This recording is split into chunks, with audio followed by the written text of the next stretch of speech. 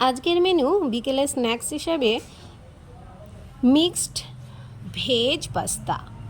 তো আমি এই পাস্তাটা করার জন্য সুন্দরভাবে বিনসগুলোকে একটু সাইজ করে কেটে নিয়েছি, কাঁচা লঙ্কাটাকেও সেইভাবেই কেটে নিয়েছি একটু সাইজ করে।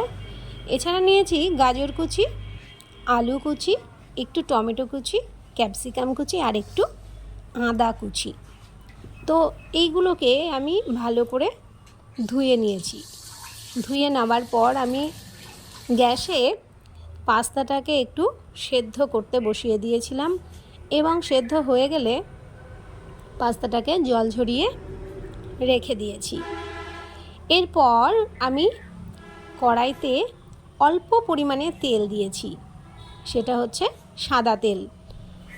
অল্প পরিমাণে সাদা তেল দিয়ে আমি সবজিগুলোকে ভালো করে ভেজে নিয়েছি। আর এর সঙ্গে একটু অ্যাড করেছিলাম রাঁধুনি একটু ফোড়ন দিয়েছিলাম, তাহলে টেস্টি হয় খাবারটা।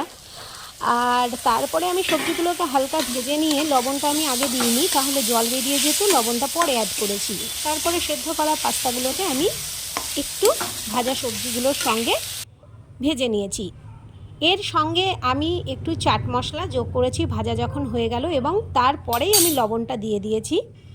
লবণটা দিয়ে চাট মশলা দিয়ে একটু মাখিয়ে নিয়ে আর সয়া সস আর একটু চিলি সস অ্যাড করে দিয়েছিলাম। এটা মাখিয়ে একটু নামিয়ে নেওয়ার পরে আমি গরম গরম প্লেটে ঢেলে নিই এবং তারপর শসা দিয়ে সুন্দর করে সাজিয়ে এটা পরিবেশন করি।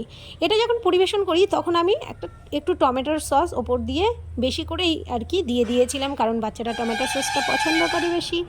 আর বাচ্চারা রেস্টুরেন্টের খাবার তো খুবই পছন্দ করে এখন, তাই রেস্টুরেন্টে না গিয়ে বাড়িতে এটা বানিয়ে দিলে এরা চেটেপুটে খাবে। কেমন হলো আপনারা